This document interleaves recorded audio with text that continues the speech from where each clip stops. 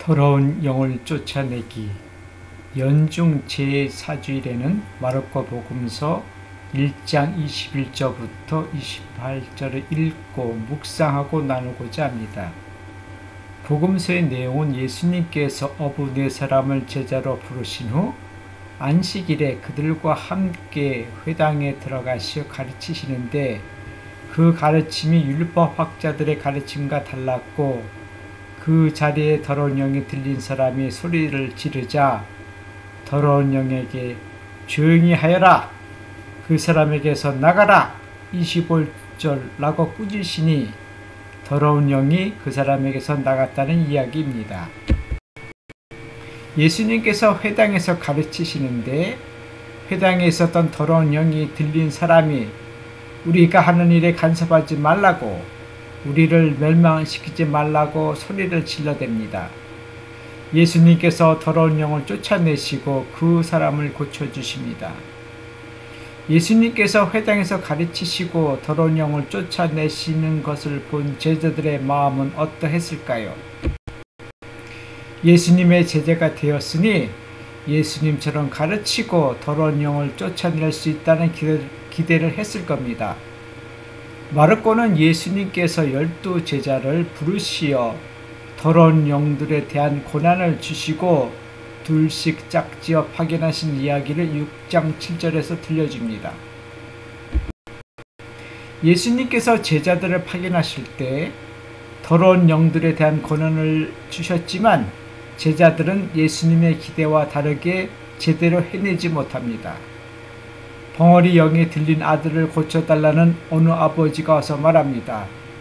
스승님의 제자들에게 벙어리 영을 쫓아내달라고 하였지만 그들은 쫓아내지 못했습니다. 9장 18절.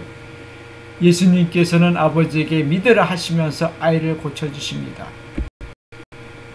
그 뒤에 예수님께서 집에 들어가실 때 제자들이 따로 예수님께 묻습니다.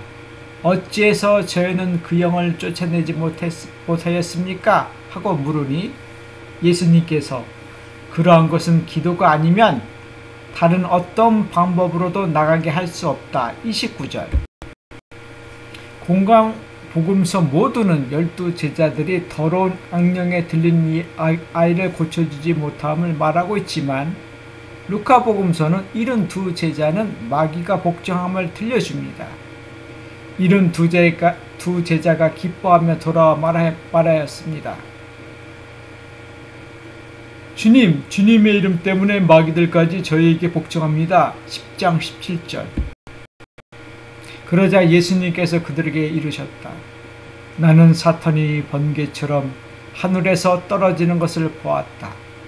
그러나 영들이 너희에게 복종하는 것을 기뻐하지 말고 너의 이름이 하늘에 기록된 것을 기뻐하여라. 20절. 예수님의 12제자가 되었다 또는 72제자가 되었다가 중요한 것이 아니라 예수님처럼 가르치시고 예수님처럼 더러운 영을 쫓아내시는 것이 중요합니다. 신학자들은 복음서에 기록된 제자들의 숫자보다도 훨씬 더 많은 제자들이 초대교회에 있었다고 합니다. 오순절에 모여 있었던 사람들의 숫자도 100명이 넘었고, 그들 위에 성령이 내려 각 사람들이 하나님의 유업을 말한 기록이 있습니다. 사도행전 2장 1절부터 12절. 바오로 사도도 예수님의 공생활 중에 뽑혀 12제자나 72제자 중 한 제자가 아니었습니다. 예수님의 영으로 바오로는 회심하였고 예수님의 제자가 되었습니다. 사도행전 9장 1절부터 22절. 바오로 사도는 예수님처럼 가르쳤고 예수님처럼 더러운 영을 쫓아냈습니다. 이 모든 것이 가능했던 것은 기도와 성령 충만한 삶 때문이었습니다. 예수님께서 말씀하신 기도는 홀로 하신 기도였고 순환 전날 피땀 흘리시면서 하신 기도였습니다. 바리사이파 사람들처럼 남들이 보는 앞에서 기도하지 않으셨습니다.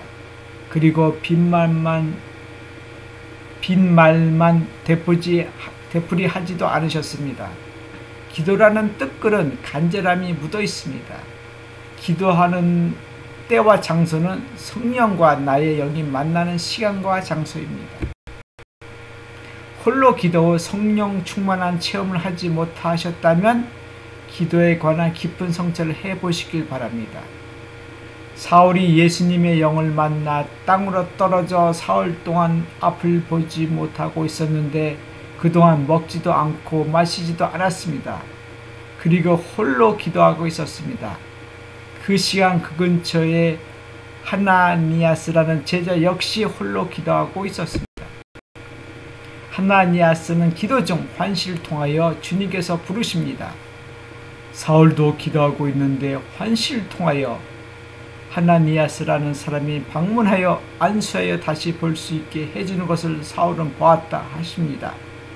그리고 내가 일러준 대로 사울을 방문하고 안수하여 다시 보게 해주어라 하십니다. 사도행전 9장 10절부터 12절.